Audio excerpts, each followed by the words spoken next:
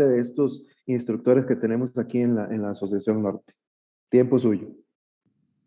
Muchísimas gracias. Nada más denme un momentito para poder iniciar la presentación y tal vez si me habilitan para compartir pantalla. Listo, ya debería tener la Ok. posibilidad de compartir. Dame un chancecito.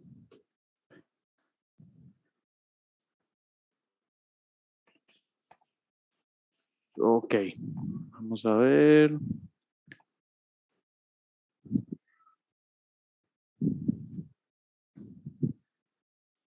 Ok. Si todos pueden ver, por favor. Alguien con uno me diga. Sí, gracias, Pastor. Adelante. Bueno, primero que todo, muy buenas tardes. Tengan todos y cada uno de ustedes. Es un placer y un privilegio estar con todos ustedes compartiendo un poco acerca de lo que es, pues, introducción a tópicos médicos, ¿verdad?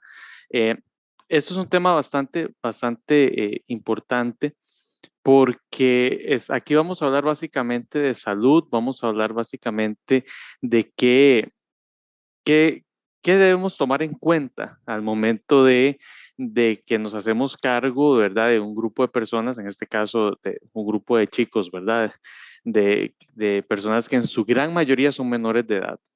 No quisiera, ¿verdad?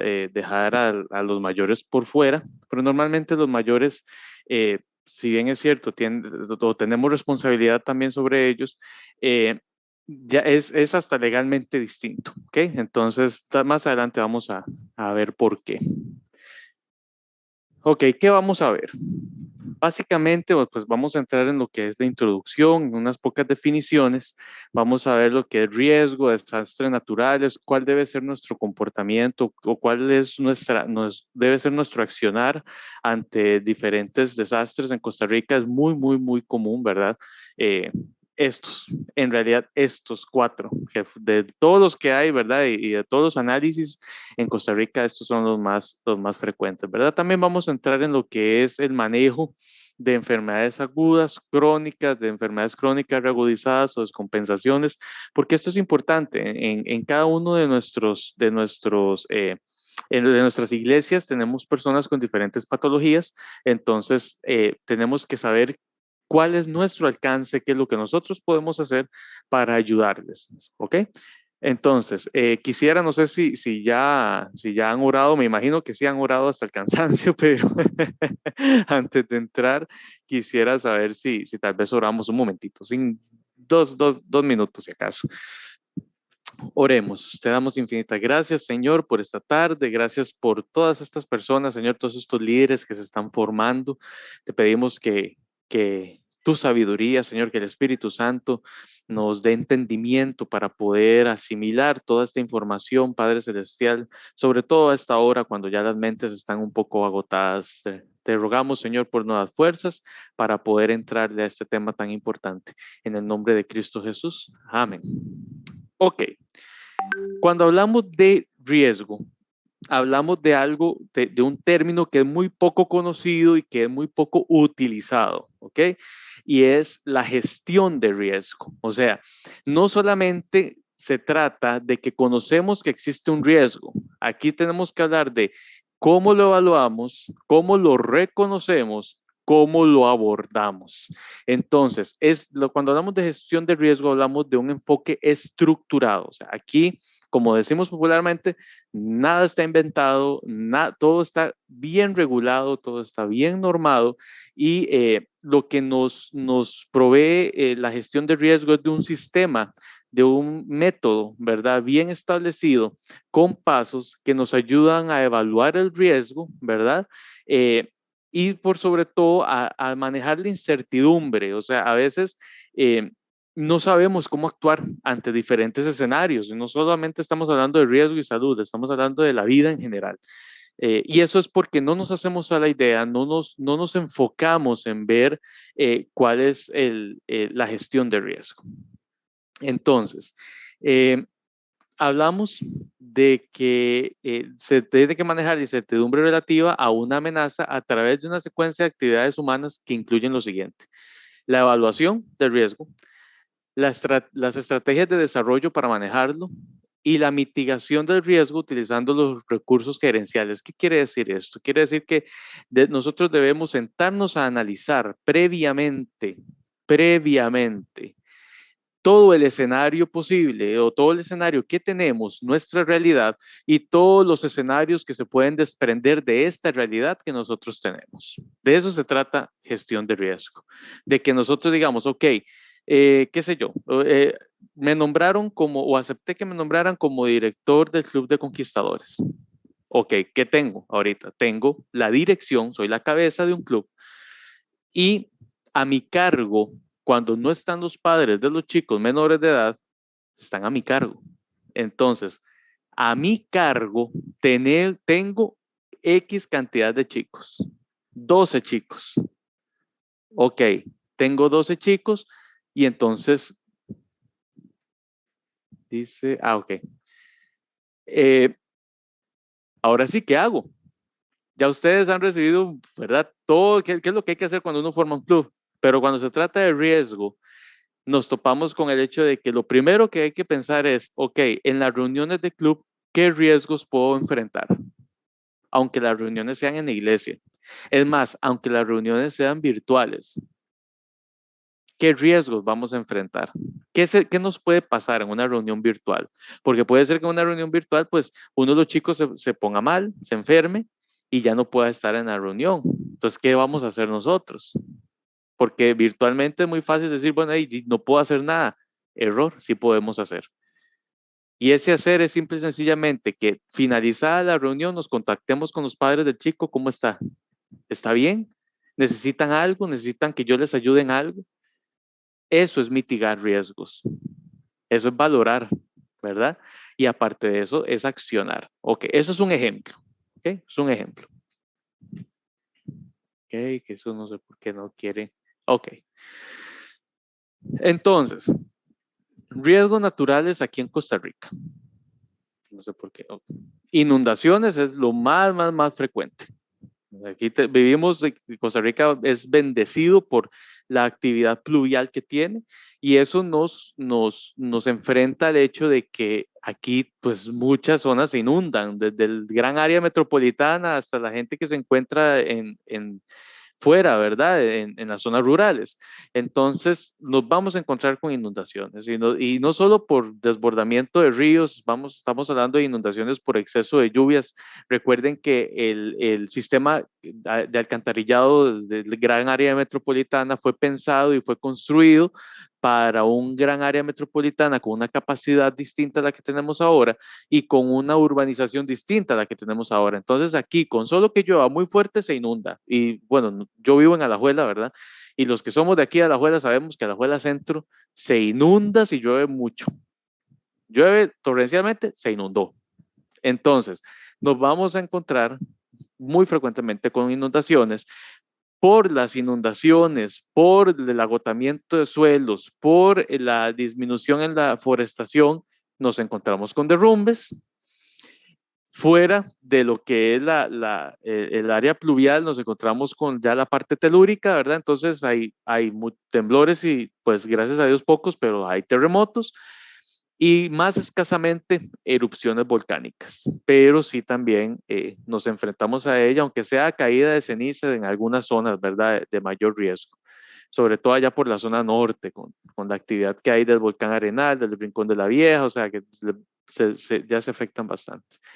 Con inundaciones, ¿qué hacer? Primeramente, si hay zonas afectadas de una manera muy amplia y que aparte de eso se conoce que están muy pobladas y que hay afectación y puede haber riesgo de pérdidas de vida humana, entonces llamar al 911, ¿verdad? E informar si es que acaso, aunque esta parte siempre se menciona, pero también debemos mencionar que nosotros tenemos un sistema de emergencias muy bueno. Entonces, normalmente si llamamos pues nos dicen, no, ya nos informaron porque aquí hay un sistema completo de aviso, ¿verdad?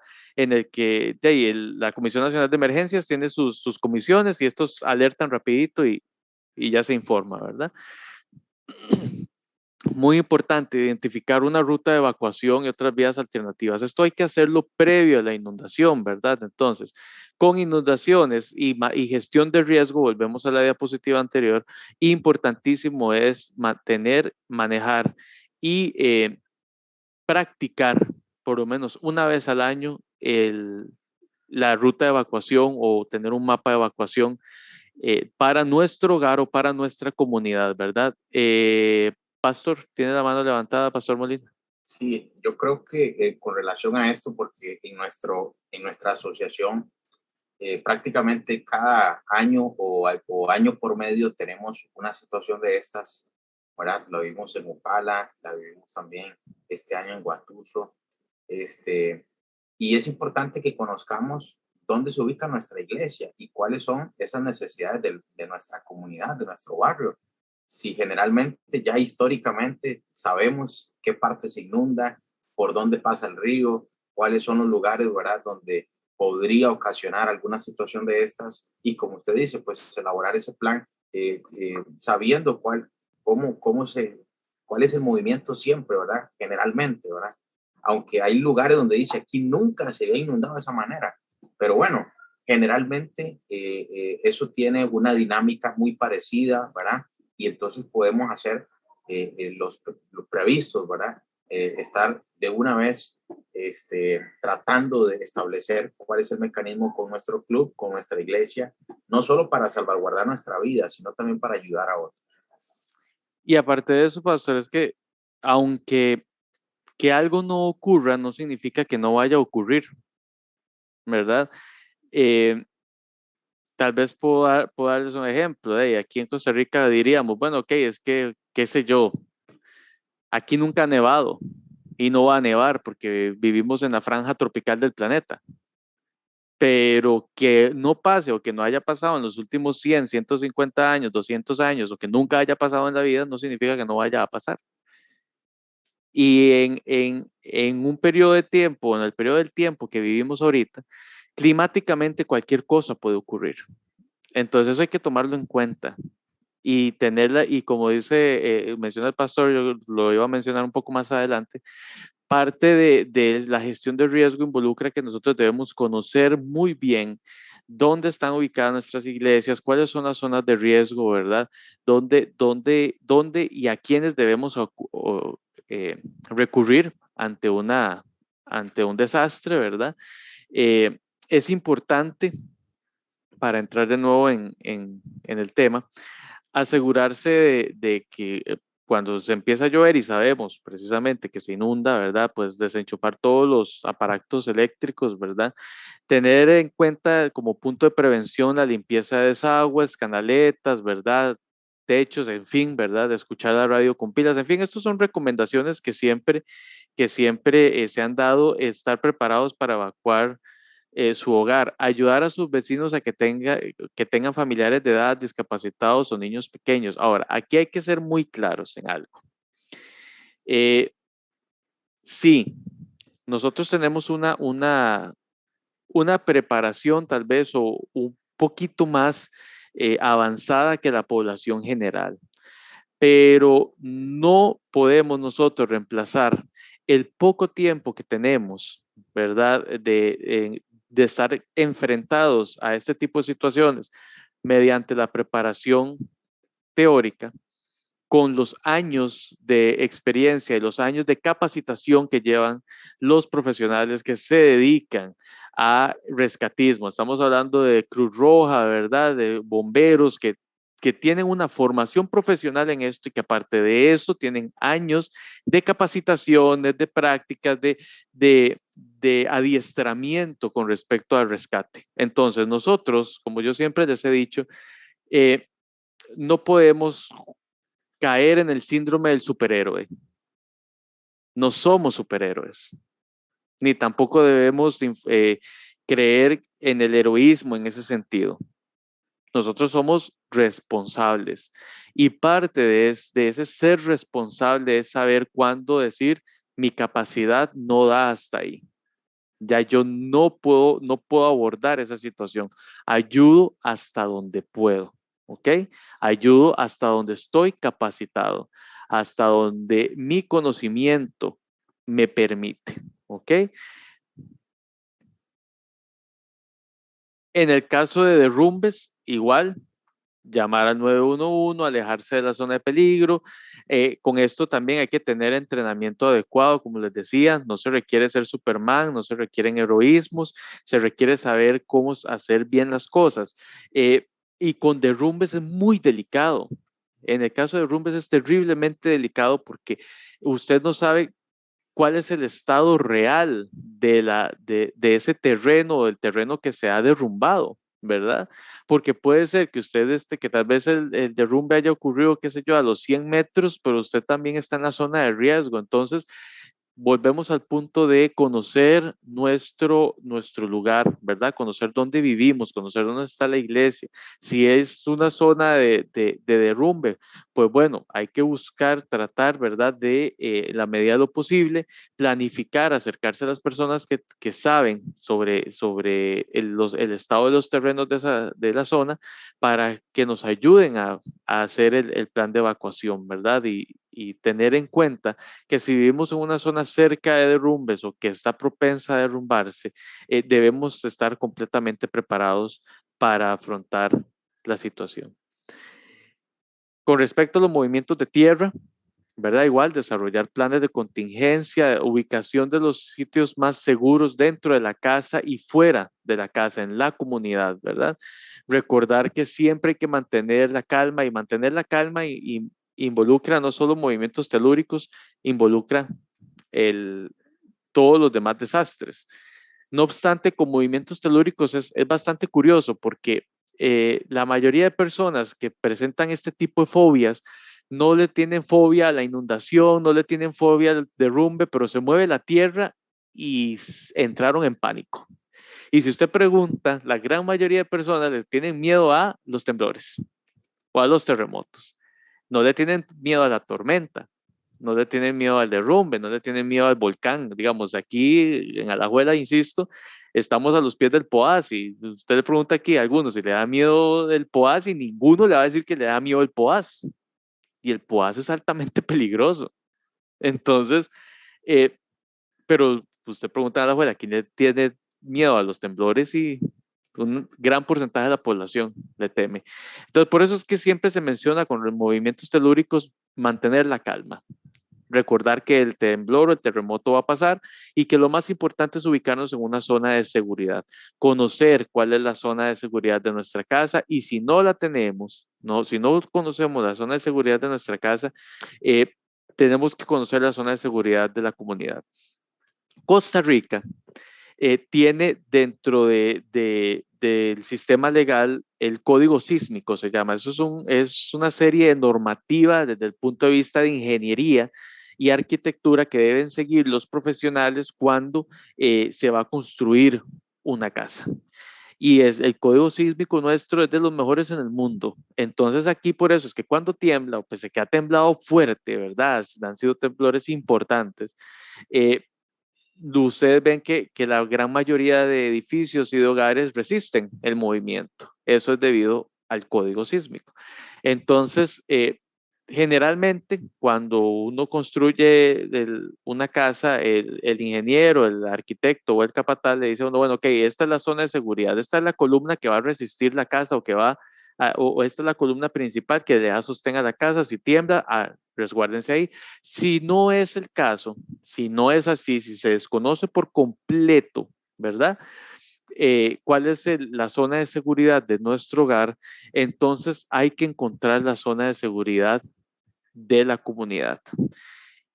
Y aparte de eso, saber cuáles son las zonas de peligro de nuestro hogar, las ventanas, si tenemos, hay personas que utilizan candelabros en los hogares, ¿verdad? Estos ahora eléctricos, que pueden desprenderse, ¿verdad? Si tenemos muebles altos, si tenemos muebles con, digamos, por ejemplo, yo tengo aquí libreros, sé que tanto un temblor aquí todos los libros se pueden caer, ¿verdad? Pantallas de televisión, muchos tenemos pantallas en nuestro hogar y creemos o se cree que la base de la pantalla pues va a resistir y resiste, pero hasta cierto, ¿verdad? Hasta cierto grado. también se puede caer y lo peligroso de la pantalla evidentemente no es que se pierda la pantalla, es que le caiga alguien encima. Entonces, y que ocasiona un lesionado. Eso debemos tomarlo en cuenta. ¿Qué cosas en nuestra casa se pueden caer y pueden lesionar a alguien durante la evacuación del hogar? Porque si yo no tengo claridad sobre cuál es la zona segura de mi casa, debo evacuarla. Pero si yo al momento de evacuarla me encuentro con 20 obstáculos, entonces la evacuación no va a ser tan efectiva. Y la idea es que la evacuación sea lo más efectiva, lo más rápida posible y que podamos llegar a la zona segura lo antes que se pueda, ¿verdad? De una forma ordenada. Debe existir un comité de emergencia y eso para todo, ¿verdad? Lo vamos a tocar aquí en movimientos telúricos, pero eso en realidad, como les decía, casi que todas las comunidades tienen su comité de emergencia. En Barrio San José, por ejemplo, Alajuela siempre se inundaba, todos los años se inundaba. Entonces, cuando se llamaba a la municipalidad o a la Comisión Nacional de Emergencias o al 911, lo redireccionaban a uno con el comité de emergencias local. Cada localidad tiene su comité de emergencias y ojalá es deseable que todos sepamos quiénes son, ¿verdad? Y ¿por qué es importante en nuestro caso, muy centrado, muy contextualizado en nosotros? Porque nosotros debemos ir hacia el comité de emergencia y ponernos a la disposición de ellos para poder ayudar ante la eventual o ante el desastre ocurrido, ¿verdad? Eh, como les decía, alejarse de manera prudente de los sitios peligrosos, buscar salidas de emergencias, hacer simulacros. Esto es muy, muy, muy importante. Gracias a Dios, en la Iglesia Central de la Juela, que es donde yo pertenezco, tenemos varios profesionales que tienen mucha experiencia en rescatismo y ¿verdad? En trabajo con Cruz Roja y demás, bomberos, y etcétera. Y en la Iglesia Central habíamos hecho, yo creo que si fue en una o dos ocasiones, una que recuerdo, por lo menos que yo haya participado, hicimos un simulacro de incendio, muy enriquecedor para los chicos, para los aventureros, fue muy, muy, muy educativo y, y bueno, que teníamos planes hasta de hacerlo con la congregación en general, ¿verdad? Pero pues en eso se vino la pandemia, entonces no se pudo. Pero la idea es que ya una vez que pasemos de esto, podamos hacer también simulacros en nuestra iglesia. La evaluación de daños, generalmente eso no nos corresponde ni nos compete a nosotros, ¿verdad? Nosotros lo más que podemos hacer es evitar que las personas se acerquen a evaluar, porque es que esto es un tema bastante complejo, es inclusive hasta objeto de estudio a nivel antropológico y a nivel sociológico, cómo las personas por curiosidad se acercan a, a omitir criterios y opiniones en situaciones que no competen, ¿verdad? Entonces, lo que nos toca a nosotros es evitar que las personas puedan acercarse a lugares o zonas de peligro porque definitivamente no sabemos cuál es el daño estructural, ¿verdad? De la zona. Entonces, eso hay profesionales que se encargan de valorar eso. Ante las erupciones volcánicas, ¿qué hacemos? Primero, manténgase atento a las instrucciones que dicten las autoridades. Y esto es muy importante. Y no solamente en materia de erupciones volcánicas, de desastres naturales. Actualmente tenemos un serio y grave problema con la información que se maneja a través de redes sociales o a través de diferentes plataformas de comunicación, ¿verdad? Háblese de WhatsApp, Instagram, Facebook, bueno, lo que quieran, YouTube, ¿verdad? Donde podemos encontrar informaciones que son completamente falsas. Yo les voy a contar un testimonio que nos pasó a nosotros, ¿verdad? Eso fue vivencial en la Iglesia Central de Alajuela. Cuando pasó lo del huracán en Upala, ¿verdad? Cuando Otto afecta de la manera que afectó la zona de Upala, un grupo de muchachos de nuestros guías mayores se fueron, de guías mayores tanto investidos como aspirantes, se fueron a prestar ayuda allá a Upala. Estando allá en Upala, en eso uno de los papás de los muchachos entra apresuradamente a la iglesia, muy asustado del Señor, pidiendo oración, que por favor, que les habían dicho que es que iba a pasar otra cabeza de agua y demás, ¿verdad? Porque habían personas inescrupulosas que se pusieron con megáfonos y con, ¿verdad? Iban en carros avisando que se subieran a los techos de las casas porque se iba a venir otra cabeza de agua y mentira, o sea, no era tal. Y entonces los muchachos pasaban hasta 1 o 2 horas subidos en un techo, ¿verdad? Esperando una cabeza de agua que nunca iba a, a, a pasar. Y eso es, o sea, es que no tengo ni siquiera palabras para describirlo, ¿verdad? No solo es inescrupuloso, o sea, es que me parece terriblemente dañino, ¿verdad? El que pasen ese tipo de cosas, pero existen. Y si eso pasó en ese momento de manera presencial y vivida, por WhatsApp pasan videos, pasan informaciones, pasan que son completa y absolutamente mentira y que lo que hacen es dañar, desinformar a las personas y entonces se toman decisiones basadas en un temor y en un miedo infundado. Por eso es que es tan importante acatar lo que las autoridades saben, lo que las autoridades dicen. Y entonces, en momento de desastre, en momento de emergencia, no es el, el tiempo, no es el tiempo, ni es la ocasión de ponernos a creer en cosas que difícilmente podemos probar. Entonces, ¿qué es lo que hay que aprender? Hay que aprender que debemos escuchar, analizar la información que se está dando por las autoridades oficiales, ¿verdad?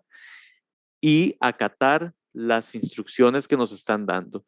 Si nos están diciendo, no salgan de sus casas, si nos está diciendo la autoridad competente, no se arrime al derrumbe, si la autoridad competente nos está diciendo, ok, manténgase resguardado porque el clima no va a mejorar por el momento, entonces lo que tenemos que hacer es quedarnos en nuestra casa. Y esto es simple.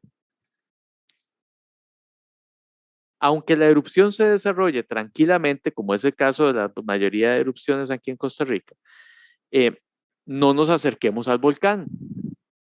Y eso ocurre, vean, para la última erupción del Turrialba, arrestaron a unos curiosos, ¿verdad? Digamos que turistas, pero de la zona, curiosos que se acercaron al cráter del volcán, ¿verdad? Y eso es altamente peligroso por la cantidad de gases tóxicos que se emanan de la erupción. Y si le sorprende una nube de gas, pues hay que protegerse con una tela humedecida, ¿verdad? Eso es muy importante, una tela humedecida, si sorprendiera, ¿verdad? O por la caída de ceniza. Respecte las normas de acceso a los sectores declarados como les mencionaba, utilizar las vías de comunicación fijadas por las autoridades y de igual manera, no prestar atención a rumores alarmistas, ni que se difunden, ni mucho menos. O sea, ahora con la grave situación que está pasando en Islas Canarias, si no me equivoco, allá en España, con la explosión del volcán de La Palma, si no recuerdo, o si mal no recuerdo el nombre,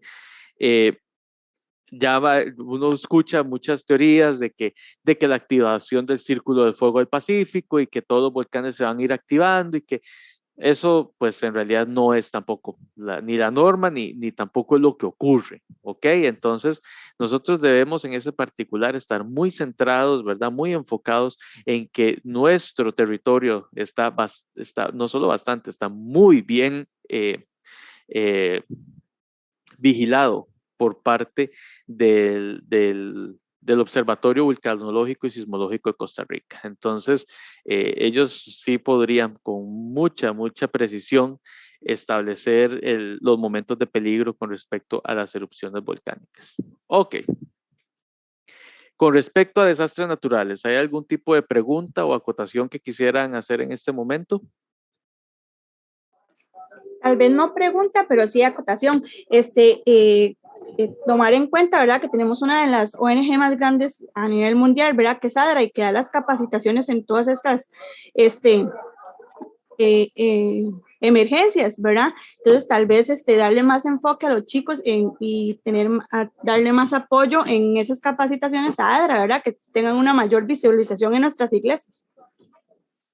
Excelente, Flor, muchísimas gracias, porque sí, y es cierto, o sea, ADRA, y no solo ADRA, tenemos también a los cadetes médicos ¿verdad?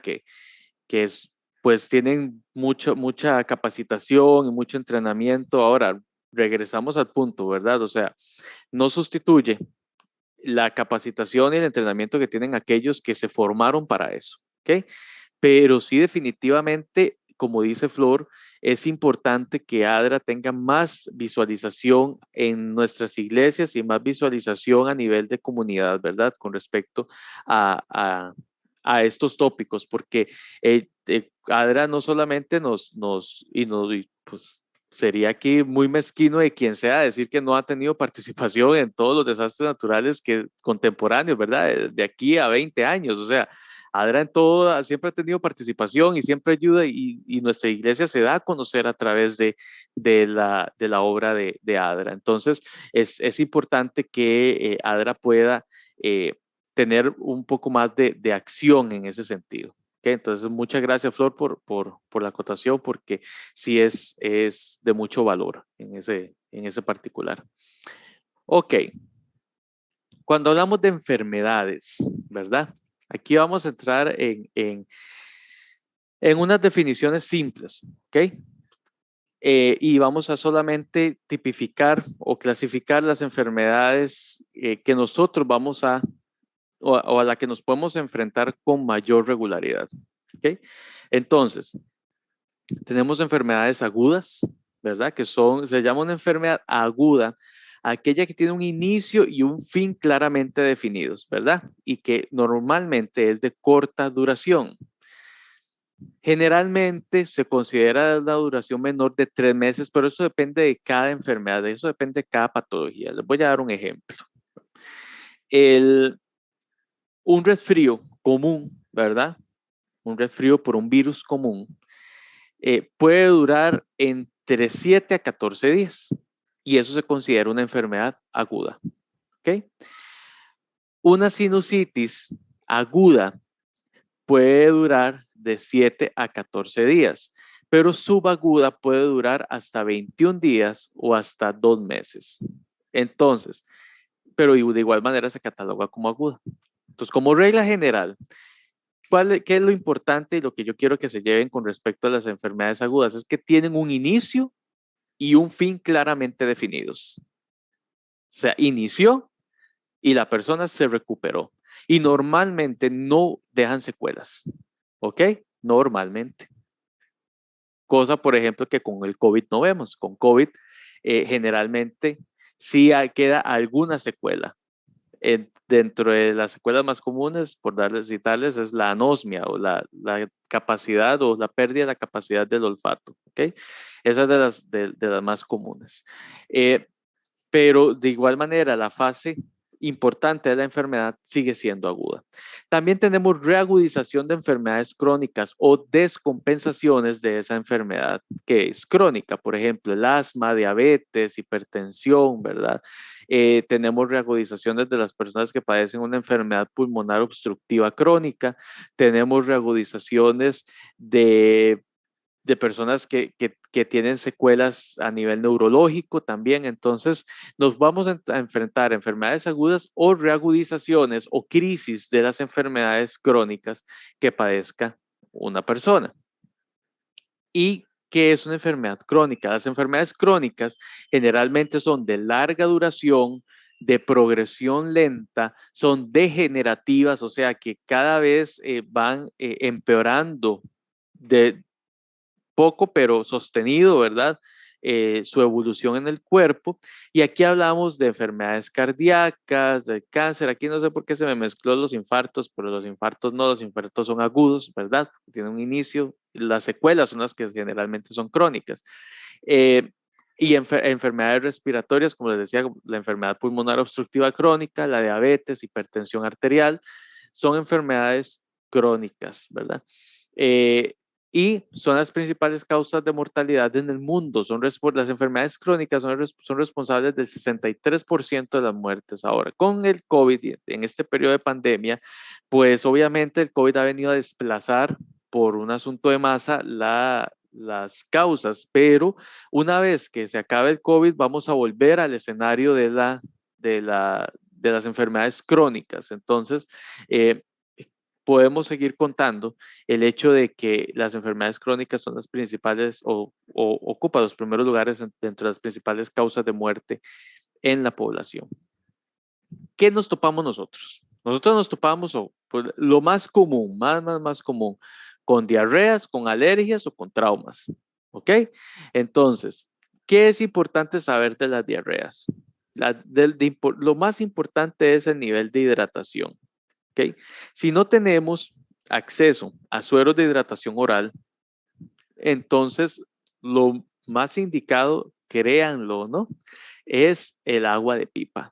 El agua de pipa, aunque hubo un estudio hace mucho tiempo, ¿verdad? Que hablaba de la cantidad de azúcar que tenía el agua de pipa y que esto podría ser contraproducente en el caso de los cuadros de diarrea.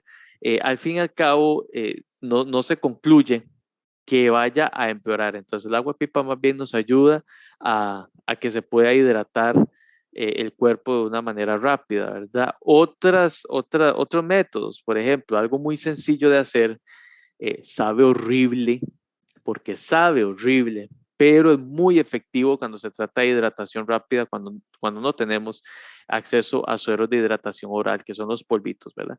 Es en un vaso con agua, ¿verdad? Mezclamos media cucharada de sal y una cucharada de azúcar, ¿ok? Podemos agregarle un poquitico jugo de limón para que simular un poquito el sabor, pero esa fórmula de hidratación nos va a dar por lo menos tiempo para poder conseguir los sueros de hidratación oral. ¿Qué es indeseable en las diarreas? Eso no es un cero absoluto con respecto al tratamiento o al abordaje de las diarreas. Por ejemplo, las gaseosas de ningún tipo. De todas maneras que las gaseosas, ¿verdad? Pero de ningún tipo es recomendable porque la gasificación de la gaseosa y la cantidad de azúcar que tiene más bien nos aumenta tanto los periodos como la intensidad de las diarreas. También es importante el no consumir estas bebidas hidratantes como Gatorade, Powerade y esos tipos de cosas. No nos ayudan a recuperar realmente la pérdida de electrolitos ni la pérdida tampoco de líquido que provoca las diarreas.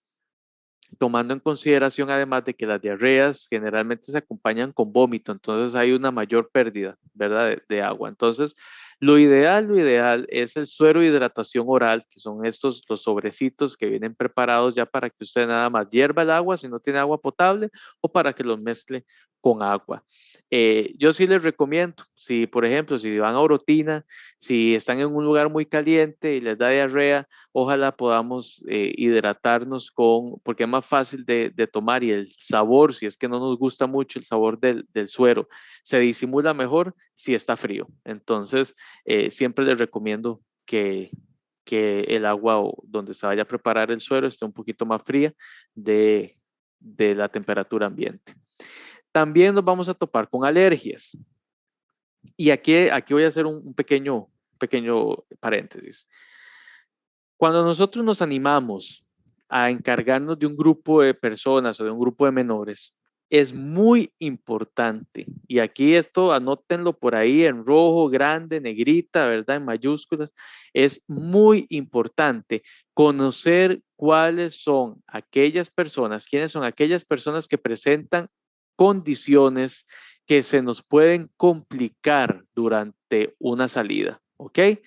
Y esto se les ha recomendado o siempre hemos recomendado que cada una de las personas que tenemos a nuestro cargo tengan una ficha actualizada de su estado de salud, una ficha médica actualizada, donde se pueda anotar que si padece alergia, bueno, cuáles son las alergias que usted padece y qué tratamientos utiliza para para tomar normalmente, ¿verdad? Si es que su alergia es muy cronificada y tiene que tomar tratamiento ya permanente, o tratamiento indicado cuando se tiene una crisis, ¿verdad?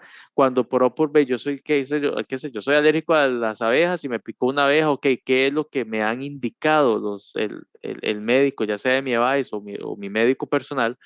¿Qué me ha indicado hacer cuando me pica una abeja sabiendo de que yo soy alérgico a las abejas? ¿Ok? Entonces, pero eso debemos saberlo. Nosotros como encargados de los chicos tenemos que saberlo, ¿verdad? Tenemos que saber que hay una persona, que por ejemplo, una de las cocineras es hipertensa y que toma tratamiento y que debe tomarse el tratamiento en las mañanas, que tenemos a uno de los señores, uno de los abuelitos de los chicos que es diabético y que también tiene que tomar tratamiento, que otro de los chicos es alérgico al polvo, que el otro es asmático. Ese tipo de cosas tenemos que tener esa información a la mano. Y muy importante, si algo ocurre y tenemos acceso a atención médica, llevarle esa información al médico o al personal de salud que esté atendiendo al chico que presentó algún cuadro importante, ¿ok? Y lo otro son los traumas. Los traumas que generalmente nos van a afectar la movilidad de la zona traumatizada, ¿verdad? Y aquí hay algo, esto es muy importante, tal vez un poco técnico, pero sí es importante que lo sepan, que se llaman los signos de Celso. Los signos de Celso son los signos que nos implican o que nos dicen que hay una inflamación por la causa que sea, pero hay una inflamación de la zona traumatizada, que es dolor, inflamación o edema, que es, ¿verdad? Cuando se hincha la zona, y rubor o enrojecimiento. Entonces, si un chico, qué sé yo, estaba subido en un árbol de mango, se cayó y vemos que toda la zona de la pierna, entonces, lo que tiene es un roscón, un rosete así, ¿verdad? Rojo, con mucho dolor y que está hinchada, esa es la zona de trauma y probablemente hay una fractura. Entonces ya eso nos ubica completamente en cómo manejar esa situación. Porque sí, nosotros debemos hacer, y en primeros auxilios lo aprendemos, debemos hacer la revisión primaria, la revisión secundaria. En la revisión primaria tenemos que hacer casi un escaneo completo del cuerpo, pero ya cuando vemos este tipo de signos, nos focaliza completamente en dónde está la zona de abordaje inmediato, ¿verdad? Lo primero que tenemos que ver y abordar. Cuando hablamos de reagudización de enfermedades crónicas, como les decía, hablamos de descompensaciones. Y aquí, pues, hay que ser muy sinceros en algo. Generalmente, la persona que sufre estas enfermedades crónicas nos va a indicar, nos va a decir generalmente, ¿verdad? Pero puede ser que no. Nos va a indicar y nos va a decir, bueno, sí, esto me ha pasado antes.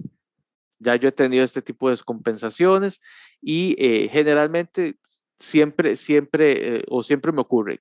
¿Con qué tenemos que tener cuidado? Que aunque esa persona nos diga, sí, es que esto siempre me pasa, lo que hago es tomarme esta pastillita o me nebulizo, ¿verdad? O me inyecto, lo que sea, esto no implica que no se nos vaya a complicar, ¿ok? Inclusive, las personas que entran en crisis, que se toman sus medicamentos o toman las acciones que se les ha recomendado para enfrentar la crisis, de igual manera se nos pueden complicar. Entonces eso siempre hay que tenerlo en la mente. Como dice la ley de Murphy, todo lo que puede salir mal, sale peor.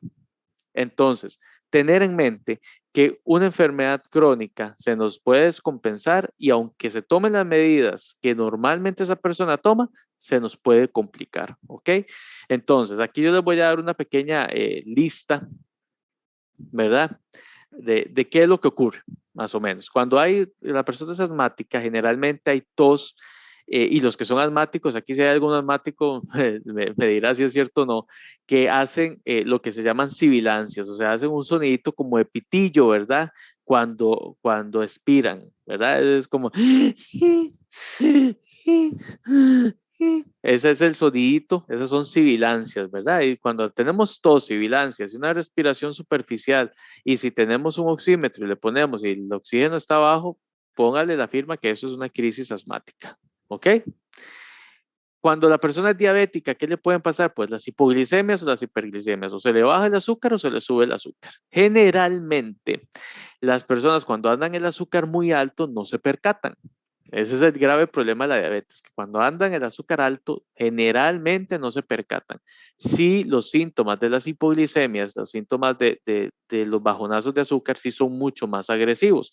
La persona se siente mareada, empieza a sudar frío, puede inclusive llegar a decir incoherencias, o sea, pierden completamente la noción del tiempo y espacio. Y eso pues ya cuando la persona llega a ese nivel es porque el azúcar está realmente bajo y es peligroso. O sea, estamos hablando que cuando llegan al punto de perder la noción, ¿verdad? Del espacio, de tiempo, de quiénes son, están a pocos gramos de entrar en un coma por hipoglicemia. Entonces, es muy importante que nosotros aprendamos a identificar este tipo de cosas, porque la solución, ¿cuál es? Darle un vaso con agua de azúcar. Tan fácil, ¿verdad? Y algo a veces que se nos puede complicar. ¿Y por qué se nos puede complicar? Porque generalmente el diabético que hace este tipo de crisis son personas de edad avanzada, a veces tienen otras patologías como Alzheimer o demencia senil y no lo podemos identificar. Entonces, por eso es que es importante aprender a reconocer qué síntomas y qué signos podemos ver en aquella persona que es diabética y que puede y se le puede bajar el azúcar. Con la hipertensión arterial, pues lo que tenemos son las crisis hipertensivas, ¿verdad? Aquí vamos a hablar de lo que es presión alta y presión baja. Las personas creen que tener la presión baja es algo patológico y no es algo patológico.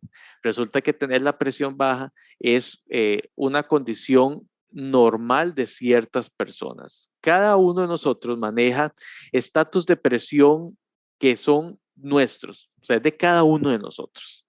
Porque puede ser que yo manejo presiones que son altas, pero yo pues en realidad siempre las he manejado así, nunca he tenido ni me he sentido mal y no muestro signos de degeneración a nivel corporal. Entonces, ¿eso qué implica? Que yo tengo una presión cuya base es alta. De igual manera pasa con las personas que tienen presiones bajas. Lo que ocurre es que su base es de presión baja. Entonces pueden manejar presiones de 90-60, 90-70 y eso es lo que manejan toda su vida, todo el tiempo. Entonces, más bien, si le sube la presión a 120-80, que es lo que el rango de normalidad que ha declarado la Asociación Americana del Corazón, pues ahí sí se sienten mal. Y se sienten acalorados y se sienten, ¿verdad? Hasta mareados, pueden tener hasta crisis de vértigo y dolor de cabeza por crisis hipertensivas. Entonces, como vemos, es muy importante conocer cuál es nuestro estado basal y cuál es el estado basal de las personas que tenemos a nuestro cargo. Con respecto a los infartos agudos, lo puse aquí en las descompensaciones de enfermedades crónicas, porque pese a que son eventos agudos, como lo mencionábamos anteriormente, generalmente ocurren por una descompensación de un problema crónico. Ergo, hipertensos que se descompensan y resulta que terminan infartados. La combinación de la muerte, ¿verdad? Que es hipertensión, diabetes y dislipidemia o tener el colesterol alto o los triglicéridos altos, ¿verdad? Que esa combinación solita pues, es una bomba de tiempo para que cualquiera tenga un infarto. Entonces, pues es una descompensación hasta cierto punto de estas enfermedades crónicas.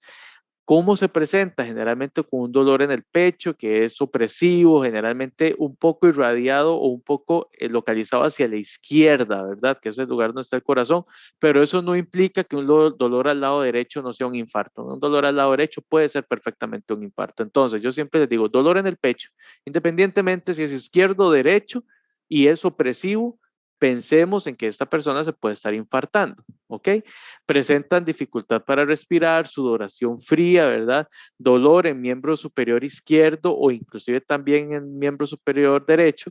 Y este dato es muy importante, el del dolor en la boca del estómago, eso se llama epigastralgia. Generalmente hay personas que inician con ese dolor en la zona de la boca del estómago, ¿verdad?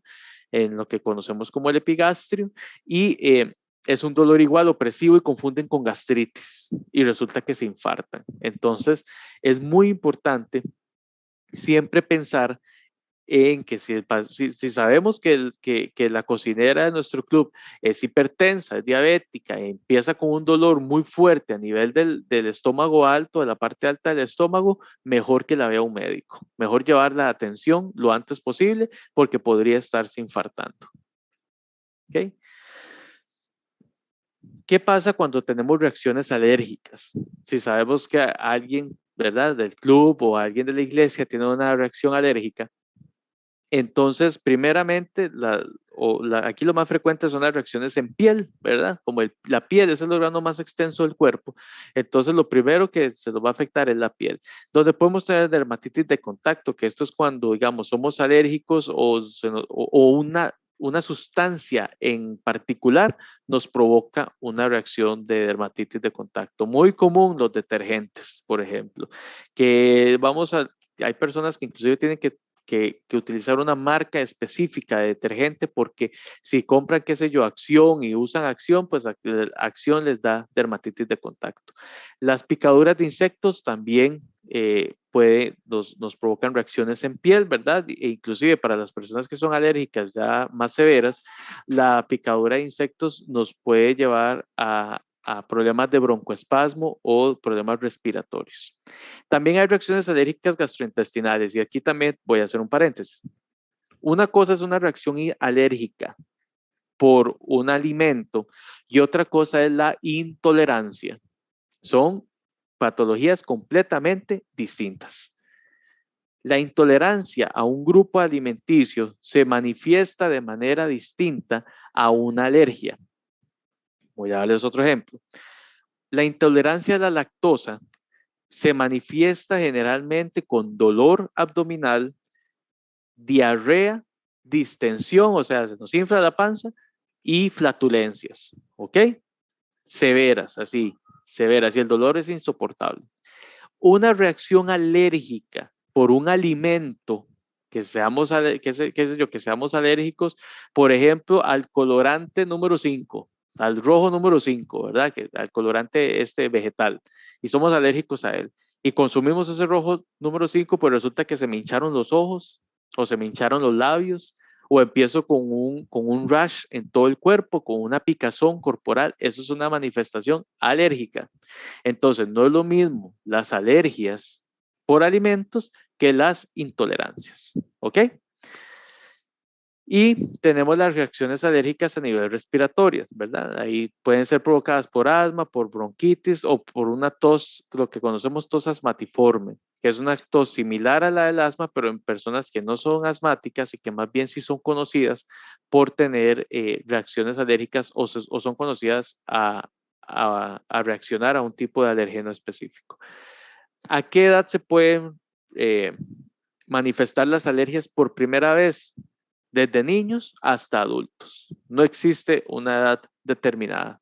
No es que, digamos, porque muchos creemos, es que no, esto no puede ser una alergia a, qué sé yo, a que me pico un zancudo, esto no puede ser una alergia a la picadura de zancudo porque nunca he padecido de esto. No, las alergias se pueden manifestar en cualquier etapa de la vida. Si bien es cierto, son más comunes desde la edad de infantes, no implica que no podamos desarrollar y manifestar una alergia posteriormente. Esta parte es importantísima, porque sí, podemos identificar todo lo anteriormente visto, pero ¿qué vamos a hacer? Y lo mejor, ¿con qué? O sea, tenemos que tener un botiquín. ¿Qué elementos son básicos, muy, muy, muy básicos en el botiquín? Vendas, que aquí tenemos que tener tanto elásticas como las no elásticas, las vendas de ambos tipos, ¿verdad? Limpias, que son las vendas normales, y estériles. Las vendas estériles vienen empacadas, ya sea al vacío o vienen empacadas de manera o rotuladas que dice venda estéril. Esto es muy importante porque una venda limpia la podemos utilizar ya sea para limpiar una herida o podemos utilizar para hacerla, qué sé yo, un cabestrillo o podemos utilizarla para vendar inclusive un trauma indirecto que no haya lacerado la piel. Pero la venda estéril nos sirve para poder poner apósitos sobre quemaduras sobre todo de las quemaduras tipo B, o nos puede servir para las heridas abiertas en piel, ¿verdad? Colocamos un apósito estéril y envolvemos la zona con la venda también estéril o limpia. Es importante tener algodón, sí, pero recordemos que el algodón no nos sirve para limpiar heridas, ¿ok? Esto es muy importante. Lo que nos sirve para limpiar heridas es la gasa o la venda limpia, que es la gasa, recordemos que es una venda no elástica, ¿ok? Las banditas o las curitas, ¿verdad? Esas las podemos tener. Es muy importante cuando usamos alguna bandita o alguna curita tener la conciencia de que la misma tiene que cambiarse por lo menos cada 2 horas y que no es recomendable que utilizar una bandita por más de 24 horas, ¿ok? Esparadrapo, ya sea micropor, transpor o el esparadrapo normal, es importante tenerlo. La ventaja con el esparadrapo, tanto microporo como transporo, es que se puede utilizar en pieles sensibles, se puede utilizar en pieles de niños o de adultos indiferentemente. El esparadrapo convencional, para los que hemos trabajado con él, es bastante duro, generalmente cuesta mucho hasta inclusive desprenderlo, y deja una capa de goma en la piel, ustedes lo han notado, ¿verdad? Deja una capa de goma en la piel y esto pues es contraproducente porque no permite la adecuada limpieza de la zona. Hay que tener agua estéril, ¿verdad? También para limpieza sobre todo heridas, jabón antibacterial o alcohol, ya sea de 85, 70, 90 grados. Férulas, muy importante que nuestro botiquín cuente con férulas, tanto de férula corta como férula larga, y que cuente con férula para cuello y si es posible, o hasta una camilla, ¿verdad?, de transporte. Instrumentos como tijeras, esfigmomanómetro, que con estos que medimos la presión arterial, que yo siempre les recomiendo. Normalmente tenemos esfigmos que son de este tipo, ven que es el de presión, ¿verdad? El de aire, el neumático. El esfigmo más confiable es el de mercurio, pero estos son difíciles de conseguir, son bastante costosos. Entonces yo siempre les recomiendo para un botiquín sencillo y útil tener un esfigmo electrónico. Y si no tenemos mucho espacio, existen unos que son solo de muñeca, también son bastante efectivos, nos van a dar unas buenas lecturas, entonces podemos tenerlo en nuestro botiquín. Glucómetro también, y tiras reactivas y agujas. El glucómetro para medir el nivel de glicemia o de azúcar en sangre. Y es muy importante pasar chequeando que el glucómetro esté en vigencia, que las tiras reactivas estén vigentes también, que no se hayan vencido, así como las agujas. Todo eso se vence. Entonces hay que tener bien presente, revisar. A veces en nuestras iglesias se nos olvida estar revisando el botiquín. Entonces, revisemos siempre en nuestras iglesias que tanto los medicamentos que tengamos como este tipo de insumos se encuentren en vigencia. Tenemos o necesitamos en nuestro botiquín, es deseable tener artículos de primera necesidad como papel higiénico, toalla sanitaria, bloqueador solar, repelente, tanto, ¿verdad? El bloqueador y repelente para adultos y para niños, recordemos que son distintos. Y medicamentos de venta libre. ¿Qué medicamentos podemos tener? Acetaminofén, tanto pastillas como el líquido, recordar igual, estar pendiente de la fecha de vencimiento de todos los medicamentos. Antialérgicos de acción rápida, como es el Benadryl o la clorferinamina, que estos también los venden, ¿verdad? De manera libre. También hay que tener tópicos o de uso en piel como hidrocortisona, betametasona, óxido de zinc, cremas hidratantes o gel para exposición solar, ¿verdad?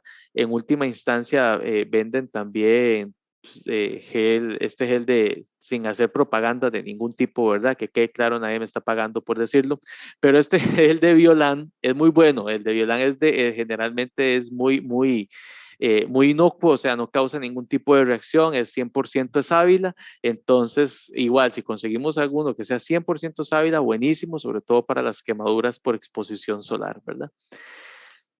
Con respecto a la parte anterior, ¿hay alguna pregunta? ¿No? ¿No estamos de tiempo? Ya estoy pasado, estoy 2 minutos pasado. Bueno, vamos a tratar ¿verdad? De condensar un poquito.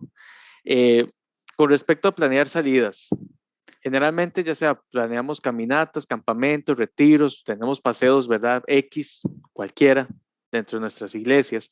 Entonces, estas, sea la salida que sea, si vamos a tener gente a nuestro cargo, es muy importante que estén cuidadosamente planificadas. Como yo les decía en un principio con lo de gestión de riesgo, hay que visualizar todos los escenarios posibles, ver qué nos puede ocurrir, a dónde vamos a ir, cómo es el clima de esta zona a la cual vamos a ir, qué vamos a ir a hacer, ¿verdad? Vamos a tener refugio donde estar si llueve o si nos cae la noche. Pues todo ese tipo de cosas hay que tomarlas en cuenta. Y muy importante, antes que cualquier cosa, los seguros deben estar al día. El seguro, generalmente todas las iglesias tienen que mandar su informe y hacer el pago respectivo del seguro a inicio de año. Entonces, el seguro en vigencia es importantísimo y no debería tenerse una salida, no debería permitirse llevar a nadie que no esté asegurado, que no cuente con ese seguro, porque es un riesgo y es un riesgo que la iglesia asume, porque si algo ocurre desde el punto de vista legal y la familia o la persona en sí puede recurrir a mecanismos legales para hacer valer su derecho de salud porque no se le aseguró. Entonces es muy importante que si hay una persona que no está asegurada, esta no debería asistir. Y si asiste, es ideal que firme un consentimiento informado donde libere de responsabilidad a la iglesia por su asistencia a un paseo o a una actividad sin haber cancelado su seguro previamente. Y siempre tener el permiso de la Junta de Iglesia, ¿verdad? Esto es muy, muy, muy importante también porque la Junta de Iglesia es la que transmita y avala el seguro en caso de que algo ocurra. ¿Ok? Con respecto a las salidas, pues tener listo el lugar, ¿verdad? Saber a dónde vamos, tener todos los permisos, si es que hay que sacarlos, ¿verdad? No es recomendable llegar de improviso a un lugar, aunque este sea de dominio público, ¿verdad? Es mejor tener y hacer las averiguaciones respectivas. La fecha, la hora de la salida y la hora de regreso, ¿verdad? Es muy importante. Comunicarlo a la Junta de la Iglesia, como les decía, avisar a los padres o si los padres no van, ¿verdad? Pues que ellos tengan conciencia quién es el encargado, cuáles son los números de teléfono a los cuales pueden llamar, ¿verdad? Y ustedes tener los números de teléfono de las personas que son legalmente responsables de los menores de edad. Realizar un programa de actividades, no vamos a ir a improvisar, no es recomendable ni es tampoco esperable. Todo debe ser muy ordenado, muy, muy planificado. Tener comisiones, ¿verdad? Comisiones que se encarguen de la alimentación, comisiones que se encarguen del hospedaje, si es que vamos a ir a un lugar que ofrece ese tipo de servicio, comisiones de actividades recreativas, comisión de actividades espirituales, en fin, o sea, ojalá que se tenga una muy buena planificación con respecto a las salidas. Manejar un reglamento, esto es muy importante, ¿verdad? Siempre vamos a dejar las reglas claras cuando tenemos una salida, qué se permite, qué no se permite. Entonces los chicos ya saben a qué se atienen si violan el reglamento, ¿verdad? Y la evaluación de la actividad realizada. Es muy importante recibir esa retroalimentación, ¿verdad? Sobre las salidas de los mismos chicos, ¿verdad? Y hasta nosotros como dirigentes. Buscar el consejo de todos, ¿verdad? Dicen que en el consejo de muchos está la sabiduría y toda la sabiduría viene de Dios. Entonces es importante tener la retroalimentación respectiva. ¿Preguntas? Me pasé 6 minutos del tiempo. Traté de hacerlo lo más concentrado posible.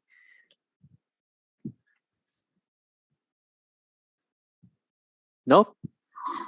Doctor, Sí, claro. ¿cuán acertado es darle a los chicos confites cuando están haciendo ejercicio, que en la caminata, darles confite, como para que no se les baje el azúcar? Eso depende, digamos. Normalmente lo ideal, ¿verdad? Porque el problema del azúcar de los confites, o el problema de los confites, es que están compuestos de azúcares que son rápidamente absorbibles. Sí, claro, se van a absorber rápido, pero así como se van a absorber rápido, se van a gastar rápido. No nos van a brindar una seguridad. Por ejemplo, vamos a ejemplificar, tal vez así entendemos mejor. Estamos en una caminata, y resulta que la caminata, aunque está planificada para que dure 1 hora, 2 horas, se nos alarga 4 o 6, porque nos ha pasado. Entonces, no vamos a pasar esas 6 horas dándole confites a los chicos, porque lo que van a hacer son picos. Entonces, van a experimentar al final un cansancio retrógrado importantísimo. ¿Qué es lo más recomendable? Utilizar aquellos insumos que tienen cantidades de glucosa importantes porque son de digestión alargada. Por ejemplo, las pasas, las uvas pasas, ¿verdad? Las pasas tienen una cantidad de glucosa importante y su efecto va a ser de liberación un poco más lenta, y entonces vamos a tener una cantidad de glucosa que va a ser absorbida y va a ser utilizada como energía de una manera rápida por una mayor cantidad de tiempo. ¿Ok? O los bananos deshidratados, por ejemplo, también son una que no solo ahí estamos aportando azúcares, sino que estamos aportando fibra también, y la fibra, como es de lenta digestión, va a aumentar la capacidad de saciedad, y aparte de eso nos va a ayudar a absorber mejor los líquidos, que eso es lo más importante, ¿verdad? En una salida, la hidratación, sobre todo si estamos en un lugar caliente, porque aunque ustedes no lo crean, el cuerpo, ¿verdad?, pierde demasiado líquido con solo el sudor. Entonces, es importantísimo tener hidratación, azúcares de digestión lenta o de azúcares complejos, y fibra, muy importante. ¿Ok? Entonces, confites no es tan recomendado para cuando sabemos que va a ser por un tiempo prolongado. Ya si sabemos que el chico es diabético, ¿verdad? Y que tiene un bajonazo, pues ahí sí, la manera más rápida, y aún así, el confite dura por lo menos unos 10 minutos en absorberse y en provocar ya un aumento en la glicemia. El agua con azúcar se absorbe en 2 minutos. Entonces, vamos a cualquier paciente con hipoglicemia, le damos agua con azúcar y se va a absorber de una manera más rápida y va a llevar al pico de glicemia y a llevarlo a una normalidad relativa en un tiempo menor. ¿Ok? Entonces, espero haber podido responder la pregunta. Gracias, sí, perfecto, gracias. Con mucho gusto. ¿Alguna otra? ¿No?